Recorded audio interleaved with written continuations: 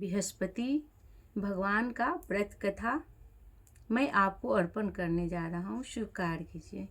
प्राचीन समय की बात है। भारत में एक राजा राज करता था। वह बड़ा प्रतापी था, दानी था और नित्य प्रति मंदिर में भक्त दर्शन करने जाता था और वह ब्राह्मण और गुरु की सेवा किया करता था।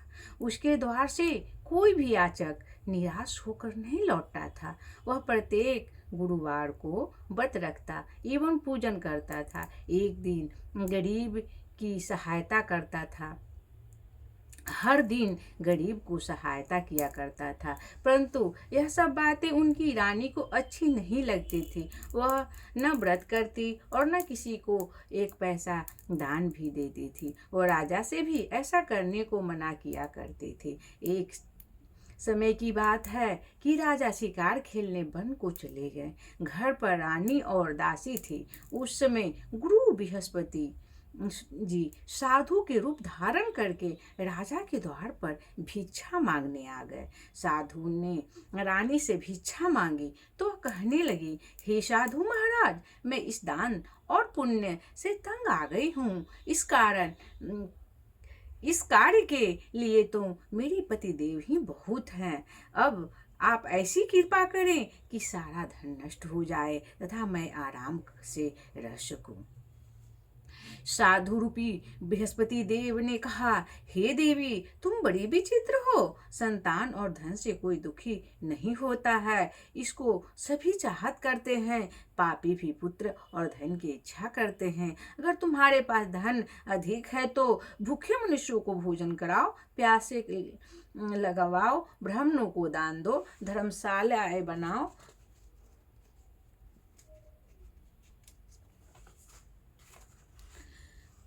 कुआं कुआं तालाब, बावड़ी, बाग बगीचे आदि का निर्माण कराओ तथा निर्धनों को कुमारी कन्याओं का विवाह कराओ। साथ ही यज्ञ करो। इस प्रकार के कर्मों से आपकी कुल का और आपका नाम परलोक में सार्थक होगा एवं स्वर्ग को प्राप्ति होगी। परंतु रानी साधु की इस बातों को खुश नहीं हुई। उसने कहा, हे साधु महाराज, मुझे ऐसे धन की आवश्यकता ही नहीं जिसको मैं अन्य लोगों में दान दे दूं तथा जिनको रखने और संभालने में ही मेरा समय सारा नष्ट हो जावे। साधु ने कहा, हे देवी, यदि तुम्हारी ऐसी ही इच्छा है तो जैसा मैं तुम्हें बताता हूँ तुम वैसा ही करना। बृहस्पतिवार के दिन घर के गोबर से लिपवा कर अपने केस को धो कर पीली मिट्टी से धोना।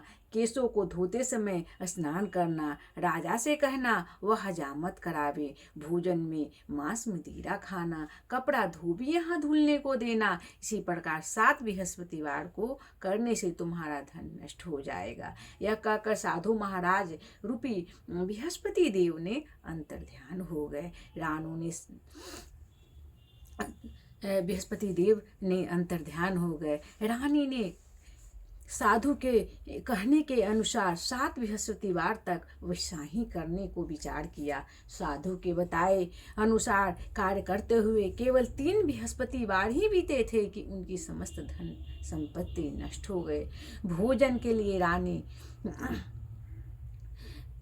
दोनों समय परिवार केवल 3 रानी के साथ कहने से रानी के ने साधु के कहने से अनुसार 7 बृहस्पति तक वैसा ही करने का विचार किया। साधु के बताए अनुसार कार्य करते हुए केवल 3 बृहस्पतिवार ही बीते थे कि उसकी समस्त धन संपत्ति नष्ट हो गए। भोजन के लिए दोनों समय परिवार तरसने लगे तथा संसारिक भोगों से दुखी रहने लगा। तब वह राजा रानी से कहने लगा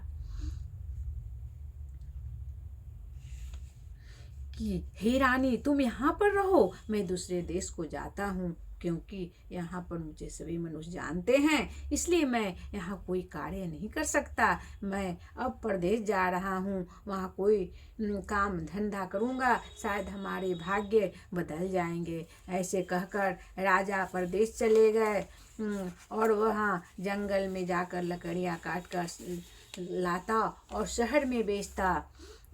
इसी तरह से जीवन व्यतीत करने लगा। इधर राजा के बिना रानी और दासी दुखी रहने लगी। किसी दिन भोजन मिलता और किसी दिन जल पीकर ही रह जाती। एक समय रानी और दासी के 7 दिन बिना भोजन के व्यतीत करना पड़ा। तो रानी ने अपनी दासी से कहा, हे दासी, यहाँ के पास के नगर में मेरी बहन रहती है। वहाँ बड़ी धनवान है, वह बहुत धनवान है। तुम उसके पास जाओ और 5 सेर बेझर मांग कर ले आओ, जिससे कुछ समय के लिए गुजारा हो जाएगा। दासी रानी के बहन के पास गई। रानी की बहन उस समय पूजा कर रही थी। बृहस्पतिवार का दिन था। दासी ने रानी की बहन से कहा, हे रानी, मुझे आपकी बहन ने भेजा है, मुझे 5 सेर बेझर दे दो। दासी ने यह बात अनेक बार कही, परंतु रानी की बहन ने कोई उत्तर नहीं दिया, क्योंकि वह समय बृहस्पतिवार का कथा सुन रही थी। जब दासी को रानी के बहन से कोई उत्तर नहीं मिला तो वह बहुत दुखी हुई। उसे क्रोध भी आया और लौटकर रानी के से बोली, हे रानी, आपकी बहन बहुत धनी है, स्त्री है, वह छोटे लोग से बात भी नहीं करती। मैंने तुम्हें कहा तो उसे कोई उत्तर नहीं दिया। मैं वापस चली आई। रानी बोली, हे दासी, इसमें उसका कोई दोष नहीं। जब बुरे दिन आते हैं तब कोई सहारा नहीं देता। अच्छे बुरे का पता विपत्ति में ही लगता है।